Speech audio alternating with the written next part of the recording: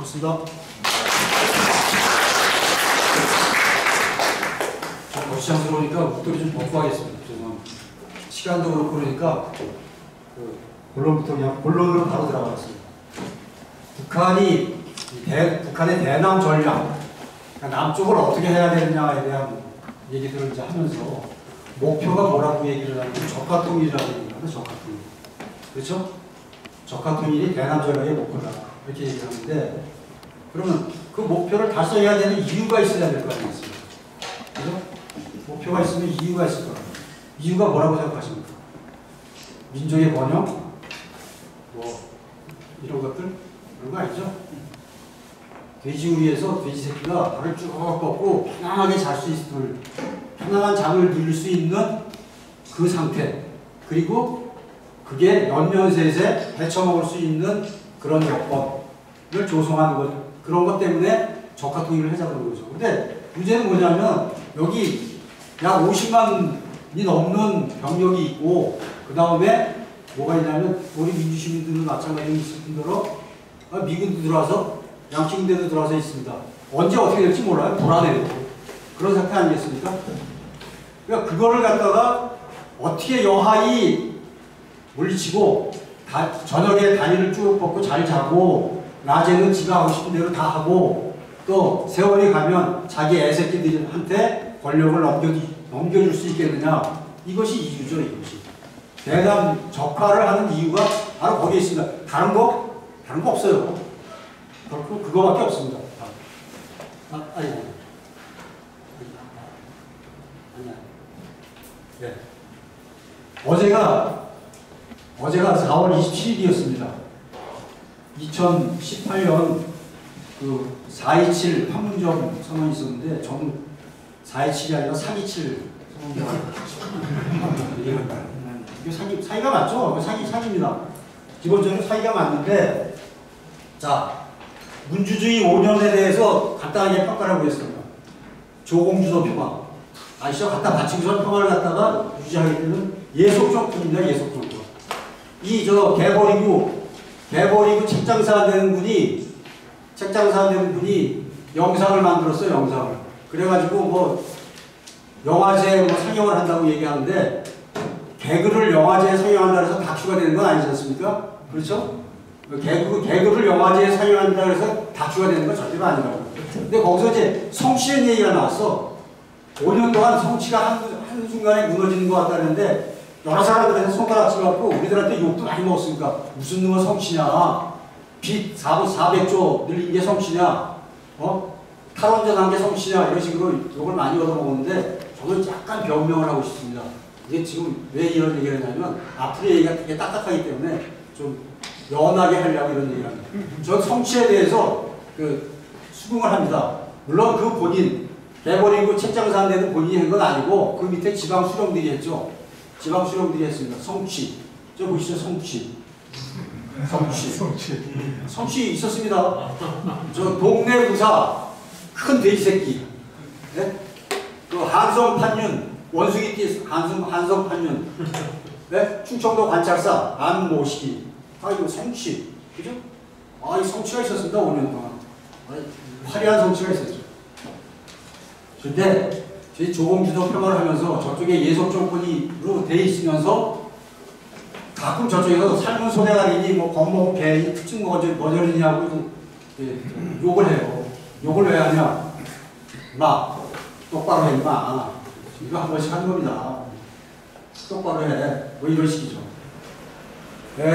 문제는 뭐냐 하면은, 그러면 아까 얘기한 그 적화통일이 되는 그 자체의 목표를 달성하고 그 이유를 충족시키기 위해서는 어떤 측면이 필요하겠느냐. 저는 그렇게 생각합니다. 남한의, 걔들에게 남조선의 외교, 안보 주권을 갖다가 장악해버리면 됩니다.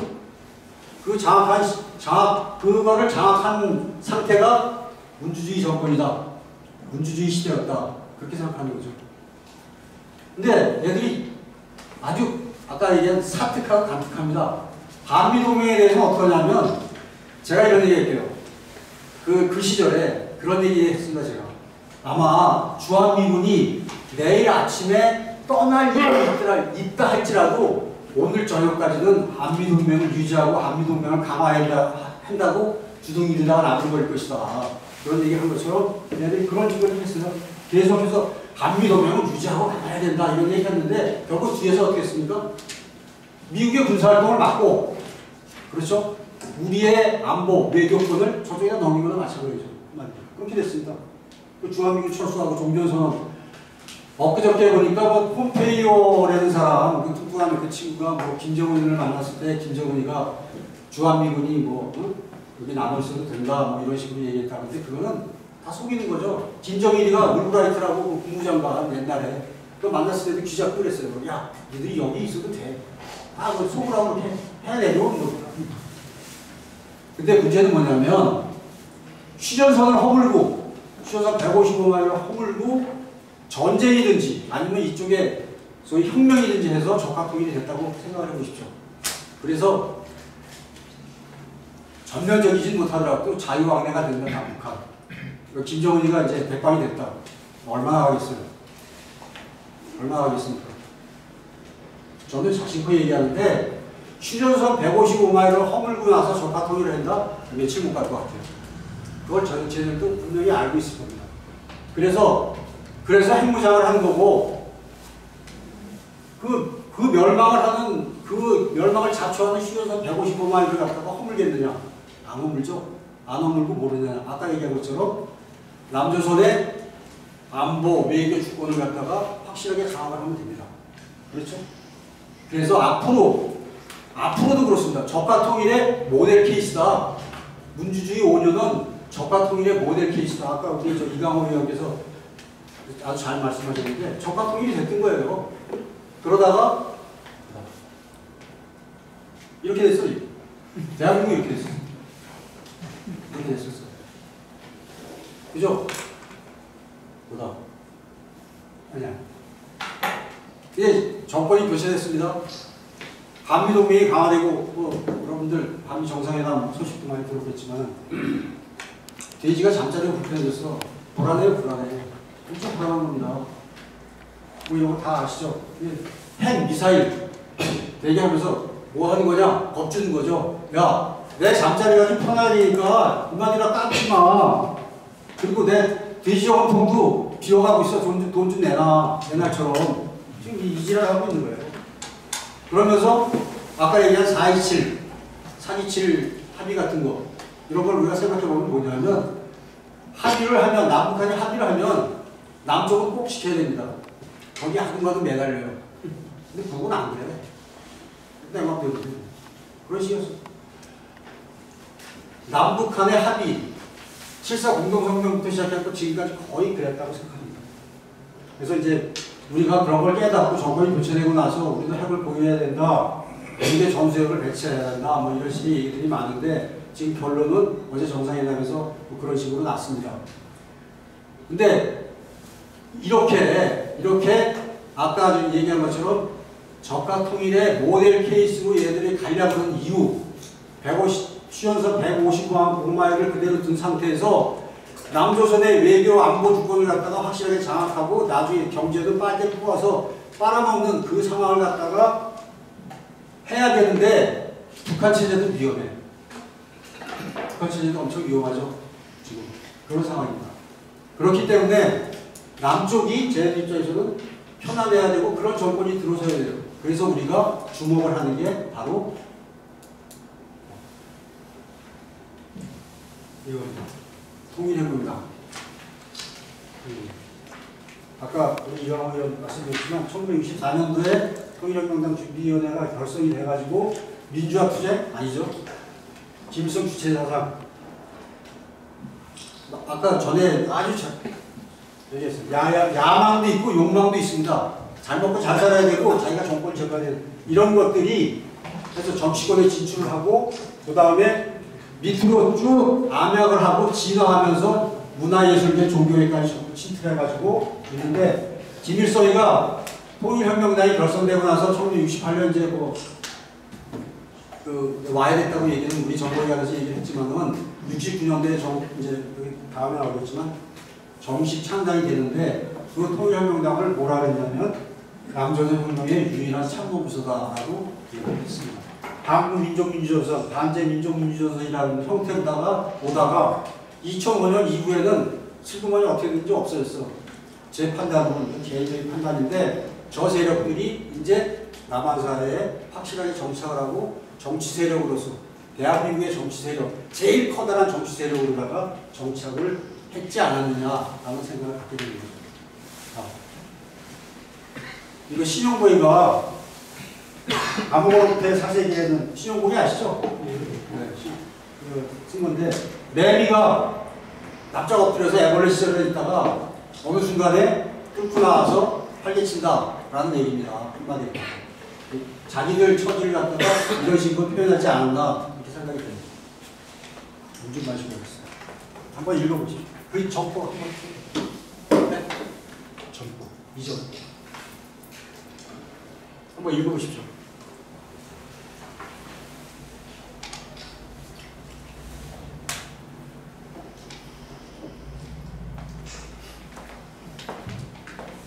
보셨습니까? 자, 통일혁명당이 그럼 어떻게 됐냐? 그냥 간단하게 정의를 하고 있습니다. 4.19 직후에 남한 대학생들의 로망이 조선민주주의 인민공화국이었다고 얘기를 합니다. 아까 얘기했지만 오라 북으로, 가자 북으로 오라 남으로 만나자 판문점에서 라는 통일혁명과 그것과 함께 무슨 얘기냐면 경제적으로도 북한이 잘 산다. 야, 계획 경제가 좋은 거구나 라는 식으로 해갖고 남한 지식인들의 로망이었다고 얘기해요. 그런 상황이 편승하고 그 다음에 쟤들이 대남 공작을 하고 간첩을 내려버리는데 가장 중요한 게 연고선 공작입니다. 혈연, 지연, 학연을 통해서 포섭을 하는 거죠. 그래서 1961년 12월부터 전라남도 임자도에다가 공작원을 간파해가지고 조직을 갖다가 확대시키고 여기서 아까 나온 김종태라는 인물, 이 10월 활동에 가담했던 인물인데 김종태를 포섭을 해서 이제 김종태가 중심이 돼가지고 통일혁명당을 갖다가 건설해 나가는 그런 상황입니다. 그래서 1964년 3월 15일 통일혁명당 창당준비위원회가 결성이 됐다. 이게 북한에서 얘기하는 겁니다. 그래서 통일혁명당의 지도이념은 주체사상이며 최고의 목적을 사회주의 공산주의 건설에 두고 있다. 그렇게 확실하게 정했습니다. 그리고 1965년 11월에 서울시당 창당준비위원회가 결성됐습니다. 김종태를 중심으로 해서 김진락, 주함장을 지은 김진락, 그리고 이문규 학사주점을 청맥을 만들던 김진락, 그리고 학사주점을 운영했던 이문규. 근데 학사주점이 이제 대학까지 하고 청맥을 발간해서 잡지를 발간해서 지식인들한테 이제 뿌리기 시작하는데 여기 학사주점에 대한 노래라니까 저기 한번 읽어볼까요? 쓸쓸하고 허정한 때는 나오시오. 내 마음을 달래주리라. 땅속 깊은 곳에 술집이라도 하늘보다 높은 꿈이 있다. 태양은 늘 가까이 있단다. 태양은 여기야. 학사주점. 태양은 누군지 아시죠? 그 학사주점에 모여서 떠들고 토론하고 다 좋은데 뭐냐? 나만 이채국주 식민지를 갖다 달아엎고 조국을 해야 된다. 그런 얘기죠. 근데 이게 두 개의 전선 지도부가 결성이 됩니다.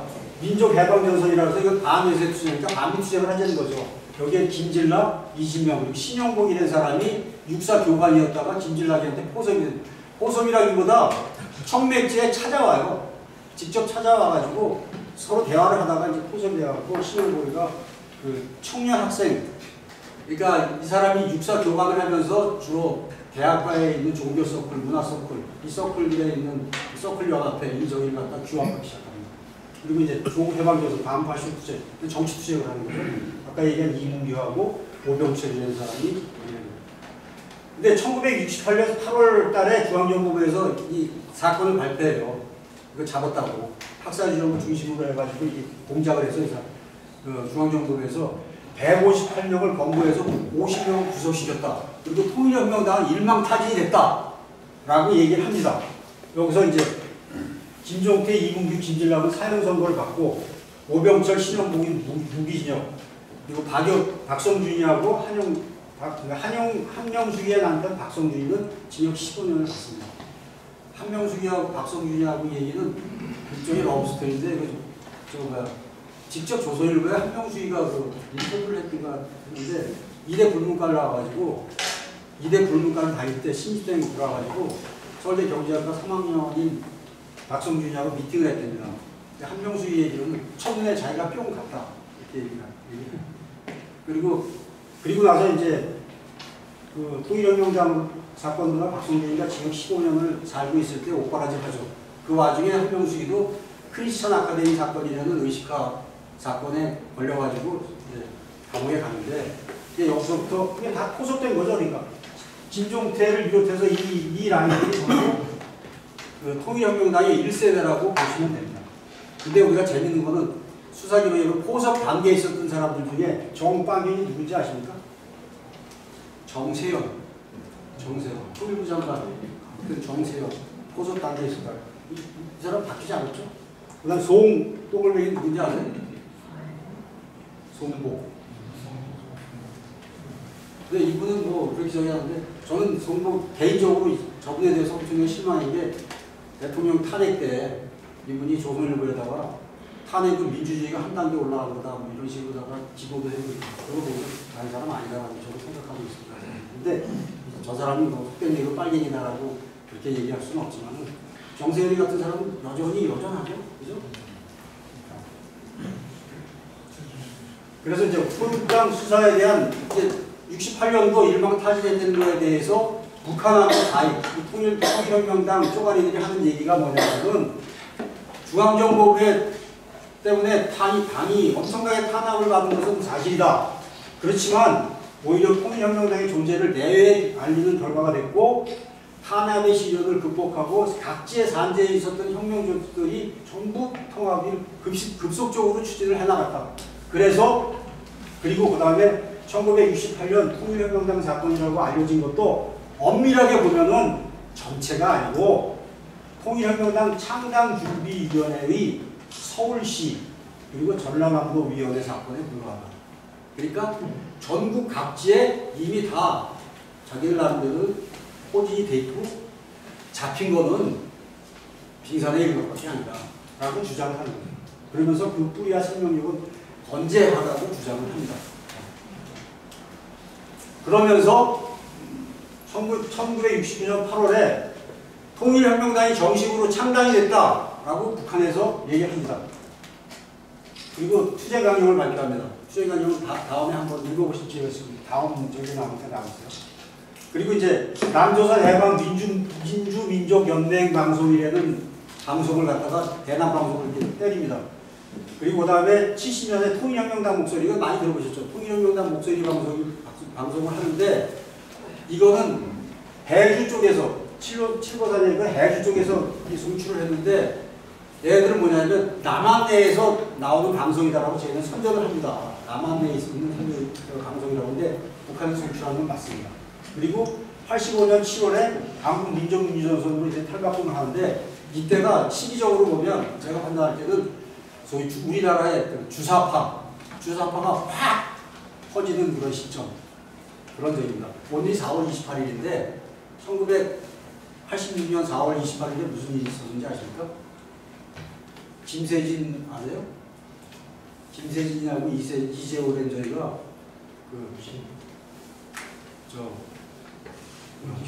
분신을 합니다. 네? 양친형들 물러가라고 서울대에서 85년도에 얘기했는데 아마 85년도가 그런 저희가 시기가 아니었나 생각합니다.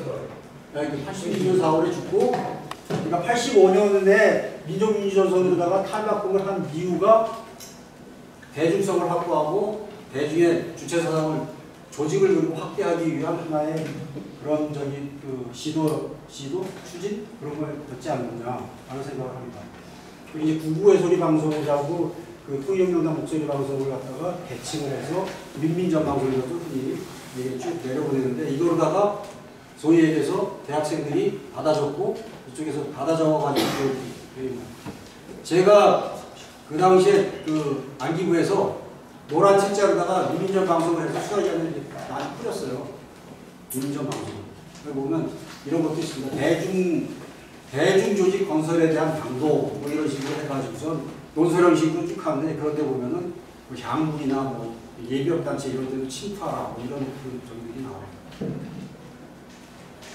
근데 우리 정보기관하고 수사기관에서 뭐라 그러냐면 남한 내 지도부는 부재하고 북한의 주장일 뿐이다. 북한에서 남한테 그렇게 광범위한 조직이 있다고 주장하는 것 뿐이지 실제는 없다. 통일혁명당은 이미 없다. 라는 식으로 계속 없다는 식으로 얘기를 해줍니다. 그리고 통일혁명당 목소리 방송이나 그 민민전 방송 같은 것도 물론 그건 북에서 얘기하는 거지만 남쪽에서 얘기하는 게 아니고 북쪽에서 호출하는 거다라는 식으로 얘기를 해가지고 통일혁명당 존재 자체는 우리 정보기관이 자꾸 이렇게 희석시키는 그런 상황이 있었어요. 자, 그런데 이제 이거는 참고적으로 한번 쭉 읽어보십시오. 쭉 한번 읽어보시면 지금의 어떤 뭐 나오는 여러 가지 그 뭐 운동권에서 나오는 것들, 정당에서 나오는 것들 하고 이렇게 보면은 또 대동소이한 것들이 많아요. 전국에 나오는 흥미로운데.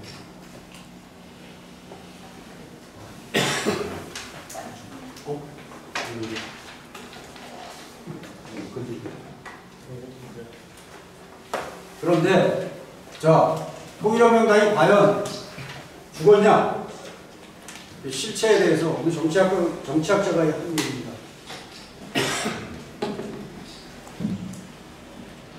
지하로부터 밤구멍 같은 틈새를 통해 썰어나오는 소식에 의하면 통일혁명당의 최고 지도부에는 이현상이 아들이 있다. 남북은 대장했던 이현상이 아시죠? 이현상이 아들이 있다. 이현상이가 제가 알기로는 그 4.3하고 6K 1948년도에 6K 그때 월북을 해가지고 처자식을 데리고 월북을 해서 거기서 러시아 유학 뭐 이런 것도 생각을 하고 그랬는데 인민군 나중에 대장이었던 이상종과하고 이게 의견 대립이 있어가지고 그래서 내려와가지고 이게 빨치산을 했다 그래요. 빨치산 활동을 했다 그러는데 그러니까 그 최문기라고 부인이 있습니다. 이 부인하고 아들들은 올라가서 한 자리씩 다 했어요. 북한 여권에서. 근데 이제 그 전에 이 친구가 지리산에 내려와서 빨치산 개장을 하면서 그 감호대원하고 이제 눈이 맞고 배가 맞아갖고 애를 낳는다. 애를 낳는데 그 애는 인터넷에도 나와요. 그 사법고시를 하려고 하다가 그 면접에 되면 안 되니까 교사를 했다. 교사를 한다더라라는 식의 얘기까지는 인터넷에 나오는데 아마 그 정도는 그 아들이 아니고 다른 여성 대원이 있었을 것 같아요. 다른 여성 대원이 해서 난 아들을 갖다가 농민 대원이 갖다 키우고 그러니까 이 여성이 1953년에 죽습니다. 첫 번째 죽는데 나와서 이제 키워가지고 어느 정도 큰 다음에 월북을 시켜가지고 북한에 보내서 대학 교육도 받고 학교 교육 다 마친 다음에 대남 공작에 대한 전반적인 걸 갖다가 스타딩하고 훈련을 받은 다음에 내려와서 남한에 있는 통일혁명당 통일혁명당 세력을 갖다가 지도하고 있다라는 게 그 이명영이라는 교수의 얘기입니다. 얼마나 신빙성이 있는지는 모르겠지만 제 개인적인 판단으로 분명히 실체가 있다라고 생각이 됩니다. 53년에 태어났다 그러면 지금 몇 살이죠? 71, 70살 정도 되죠? 그죠? 그리고 한참 전성기 때는 30살, 40살 때하고 우리 연도 때 일어난 일들을 한번 이렇게 보면은 상당히 설득력 있는 얘기가 있어요. 자, 시대별 인물, 이건 제가 자의적으로다가 나름대로 해본 건데 1960년대 학번 신영보이나 박성준이나 한명수이 같은 그런 저기들 이런 사람들이 1세대라고 보여지고 2세대는 민청학령 관련자고 이제 74년 유신 반대 운동을 하면서 했던 저기들이 암암리에 보석을 한 거겠죠. 그리고 3세대는 80년대 학번 386 주사파적인. 근데 이 중에서 전부 다가 통일혁명당 주사파를 전부 통일혁명당 당원일 것이다. 그건 아니죠. 그리고 통일혁명당에는 자체가 통일혁명당 간판을 걸고 있는 건 아니지 않습니까? 실제적으로. 그러니까 그 서클에 어떤 놈들이 들어와 있느냐 하는 거는 우리가 볼 때 눈에 보일 수 발톱합니다. 아까 얘기했던 어떤 그 정치인들 얘기를 하고 그랬는데 그 종교인들도 그렇고 문학에 있는 인물들도 그렇고 이런 인물들이 있지 않겠느냐 하는 생각이 많이 들어가죠. 그래서 통일당원은 전부 주사파가 통일당원들은 아니고 비밀당원이 굉장히 강하다 보니까 핵심 서클이 분명히 있을 것이다. 그리고 4세대는 1990년 정학번 1세대 신용고가 직접 가르치는 놈들 있지 않습니까? 사사하는 아시죠? 남조선 그 의전 남조선식 의전을 하라고 요새 저번에 나왔던 분 있지 않습니까? 또 있죠. 그리고 그 김계동이 같은 분들 뭐 이런 놈들이 있지 않겠느냐라고 판단이 되어집니다. 이게 직접 전공에 대해서 신용고리한테 교육을 받고 사사를 받은 놈들이고 박현미 같은 경우는 문재인 데리고 저기까지 가죠. 신월리아가 여기까지 여행하죠. 트레킹 이런 가는 분들이 있는데 그건 뭐 같이 트레킹이 아니라 제가 볼 때는 박현미가 교육시키러 간 거 아닌가 하는 생각이 들어요. 그래서 이제 나름대로 평가를 해보면 북한의 대남 공작은 3개 정도의 이 전선이 운영되고 있지 않겠느냐라고 판단이 되어집니다. 상층 통일조선은 그러니까 우회층 그러니까 고위직들하고 이렇게 하는 거하고 정치권의 공사 대상 인적인들, 박모시기 국정원장 했던 박모시기 같은 인간들, 그런 인간들은 통일혁명당 당원이라고 보기도 힘들거든요. 핵심 서클에 대신 이런 거에 대한 대상이 아니겠느냐 생각을 하고, 그 다음에 정치, 경제, 사회분에서 투쟁 전위 조직을 맡고 있는 저기들이 있습니다. 뭐 진보당, 통진당 뭐 이런 세력들하고 민노총 뭐 이런 세력들, 소위 시민단체라고 얘기하는 그쪽에 선이 있을 것이고, 그 다음에 이제 아까 얘기한 조선노동당의 하부당, 남한혁명의 참모부서인 통일혁명당이 국본이 있는데, 반선역의 복선포치라는 건 잘 모르시죠? 그게 뭐냐면 북한에서 이 대남 조직을 운영하는데 횡으로는 연결을 안 시키는 거예요. 단선, 하나의 선으로 연결시키고 복선, 그 선을 여러 개 만들고 횡으로는 절대로 연결을 안 시킨다. 왜 그러냐면 하나를 잡아내면 쭉 끌어올릴 테니까 하나만 잡혀도 이것만 잡혀라. 이런 식으로 해서 단선형의 복선 포치를 하고 전술적으로도 변형을 하는데 여기서 이런 걸 말씀드릴게요. 통진당에서 이석기 이런 놈들이 국회에 잔뜩 들어가지 않습니까? 이때 이쪽 민주당 쪽에 민주통합당 쪽에 대표가 누구냐? 한명숙이죠. 그리고 이정희가 통합진보당 대표였습니다. 애들이 뭐 협상을 했다는데 제 개인적인 판단은 지들이 정치적인 이해관계나 이렇게 해서 뭐 정치 협상을 해갖고 전략 구청을 해서 그리고 비례대표들도 주고 뭐 막 이래가지고 하게끔 해갖고선 이석기 일당을 갖다가 국회에 진출시켰느냐? 그게 아니고 따로 내려오는 거죠. 넌 국회에 진출할 수 있도록 준비해라. 이쪽은 누구를 국회에 진출시킬 수 있도록 하라. 라는 식으로다가 내려오지 않았겠느냐. 그래서 서로 맞닿아가지고 된 거. 요번에 진보당 강성일의 놈이 그 보궐선거에서 전주에서 되지 않습니까? 그것도 저는 그렇게 생각하는 거죠.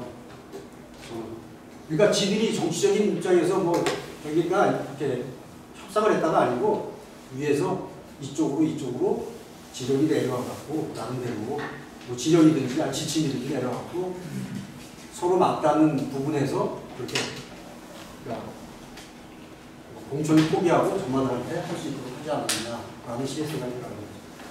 그래서 통일혁명당의 실체는 분명한데 드러난 건 빙산의 일각이다. 그리고 북한의 배후 조정 지원을 받고 또 나름대로 독자적인 역량도 갖고 있는 남한 지하조직의 근간이다. 그리고 남조선혁명의 유일한 참모부서로 승인한 지하당, 그게 소위 통일혁명당 아니면 그 핵심 서클이지 않겠느냐라고 판단이 되어진 것 같다. 그리고 1968년에 권고된 인물은 일부에 불과하고 현재 각계각지에 포진되어 있을 것이다. 이거 짐작하건데 거의 그럴 것 같죠? 2016년 1월 15일 날 신용보이가 죽었어요. 신용보이가 죽어갖고 뭐야, 조문하는 데가 성공회에 대해다가 이게 저 조문을 받았거든요. 7시간 만에 2,300명이 와서 조문을 했다니까. 2,300명이 작은 숫자가 아니죠. 7시간 동안에 2,300명이 와서 신문국이 들고 조문을 하고 왔다. 상상하기 힘들 정도의 커다란 조직이 밑에서 꿈틀꿈틀거리고 있다고 볼 수 있죠. 그래서 이미 남한 내에서 가장 커다란 정치 집단이다. 정치 세력이다. 그리고 집권까지 했다. 라고 생각이 되죠. 근데 여기서 중요한 건 뭐냐면 요즘도 간첩 사건 많이 터지지 않습니까? 여기저기서. 그죠? 여기 옛날에 남한 조선노동당 사건이니 뭐 구국전이 사건이니 저쪽에서 남가 공작원들이 내려오고 이쪽 포섭이 돼가지고 간첩 조직들이 많이 있는데 국민들이 어떤 생각을 하냐면 걔네들만 간첩인 줄 알아. 이 통역당 줄거리, 이 커다란 줄거리가 간첩이라는 생각을 갖다가 못하는 거죠, 국민들. 이건 그냥 정치 세력으로 인정을 하는 부분이지 그들이 북한과 그런 명예를 맺으리라고 생각을 못하고 간첩은 그렇게 발표되고 그런 저기들만 간첩이다. 착시.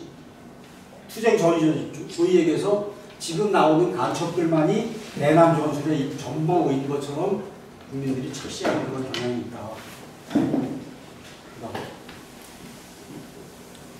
재생산 부족까지 정착이 되어 있고 자생력은 이미 완성되어 있다. 돈도 벌고 조직도 자기들끼리 할 수 있는 저희가 있고 은밀한 네트워크를 형성하고 있다. 애국적 사회진출 운동이라는 건 뭐냐면 1989년 서울올림픽 끝나고 나서 그 당시 학생운동 조직인 전대협에서 그것도 자꾸 지령에 의해서겠죠. 애국적 사회진출 운동을 해라. 이게 뭐냐면은 87년도 그 민주화 운동에 덕분으로다가 연좌제도 없어지고 그랬으니까 자 법원 공부 잘하는 놈은 다 판사도 되고 검사도 되고 돈 있는 돈으로 뭐 지력 있는 머리가 있는 쪽으로 해갖고 사회 각계각층에 진출을 해라 이런 식으로 되어 있는 심지어 군에도 그렇게 진출할 수 있는 거죠. 그렇지 않습니까? 그렇죠. 그리고 혈연과 밀접한 관계가 있다. 이건 바닥빨갱이의 특성이라고 생각해야 되는데 아버지 엄마가 그 짓거리를 했으면 아들, 딸도 그 짓거리를 하고 손자, 손녀도 그 짓거리를 한다. 조국에 대해서는 뭐 보도가 됐으니까 잘 아시죠? 작은 할아버지가 남조선 노동당, 남노당의 노동부장 출신이었다. 그리고 지들끼리는 그 관계를 다 알 거라고 판단이 되어지고 지난 정부에서 소위 얘기해서 고위직 청문회에서 이상하게 됐음에도 불구하고 고위직이 임명된 배경 회전문 인사 다들 그런 쪼가리들이 다 여기저기에 박히지 않았겠느냐라는 생각을 하게 됩니다. 그리고 그 문주주의 5년 그 중간쯤에 박성준이가 인사에 개입하고 있다는 소리도 들리더라고요. 박성준이가 했던 건 한명수하고 같이 저기 자, 지금 정치적 위상이 어떠냐? 이거 제가 존경하는 한국의 사상가 신영복 선생은 겨울철 옆 사람이 체온으로 추위를 이어나간 것을 정겹게 일컬어 원시적 유종이라고 했다. 김영남이 앞에서 문재인이가 떠들어댄 겁니다. 이번에. 그렇죠? 그리고 2018년 1월에는 청와대에서 딱 이철수라는 민중판화가 하고 신영복이 서와 통짜 이렇게 써있는 거 조금 있으면 나올 거예요. 사진에. 해갖고 다 됐어요. 저는 그 사진을 보면서 어떤 생각을 했냐면 정부에 있는 통일혁명당 그리고 위에 있는 사람들한테 야 나만의 적화 공장이 여기까지 왔다. 아주 성공적이지 않냐라고 과시하는 것 같은 그런 느낌을 받았습니다. 그리고 국정원 표지서 같은데 신영복이 글씨체 처음처럼 그 술병이 나오는 글씨체 이걸 보고 제가 영대체라 그래요. 뭐 어깨동무체라고 하고 그러는데 그 글씨를 갖다 도면해보고 조건이 바뀌니까 이제 다 철거했는데 그리고 2020년 대선에는 이쪽 통일혁명당 그러니까 그 통일혁명당 서클 핵심 서클에서 후보를 낼 수 없는 상황이었지 않겠느냐. 그래서 소위 지금 저기 하는 그 이재명을 갖다가 선택을 해갖고 상호 견제와 또 연대하는 상황에서 출마를 했지 않았겠느냐라는 생각이 들어갑니다. 그 경기 부지사였던 이화영의 문제라든가 뭐 이런 걸 갖다 보니까 이걸 짐작해낼 수 있는 그런 여건들이 있습니다. 그리고 그 대선 경선 때 그 이해찬이 조직이 대거 저쪽으로 들어간 그런 사례도 있습니다. 그것들이 그런 거 아닙니다. 아까 말씀드린 마무리하겠습니다. 정치는 적 후방에 상륙한다는 말입니다. 북한의 정치는 분명히 남한 후방에 깊숙이 상륙하는 튼튼한 기지를 구축했다. 그러나 남한의 정치는 북한의 후방에 상륙한 흔적이 없다. 상륙은커녕 의지조차 보이질 않는다. 남북한의 정치 역량은 비교가 되질 않는다. 1992년에 어느 정치학자가 한 얘기입니다. 1992년에 그럼 지금 세월이 흘러가고 어떻게 되겠어요? 아까 말씀드린 대로 집권까지 했습니다. 저희들이. 그렇지 않습니까? 그리고 사실상의 적화. 외교 안보 주권을 갖다가 저희들이 북쪽에서 갖게 되는 사실상의 적화를 갖다가 우리 경험했어요. 그러다 보니까 어떻게 되느냐? 아주 유감스러운 얘기지만 정권 수호가 체제 수호가 되어버렸어요. 동의하십니까? 동의하십니까? 네. 정권 수호가 체제 수호가 되어버렸어요. 이거 불행한 일입니다. 자유민주주의 국가에서 정권을 지인 적에서 너 잘못해 임마 너 못해라고 비판도 하고 다음에 대체 세력도 있어야 되는데 그 대체가 되면 어떻게 된다? 체제가 무너진다. 아까 얘기한 것처럼 적과 클릭이 된다. 이게 참 불행한 일이죠. 그럼에도 불구하고 그렇게 됐습니다.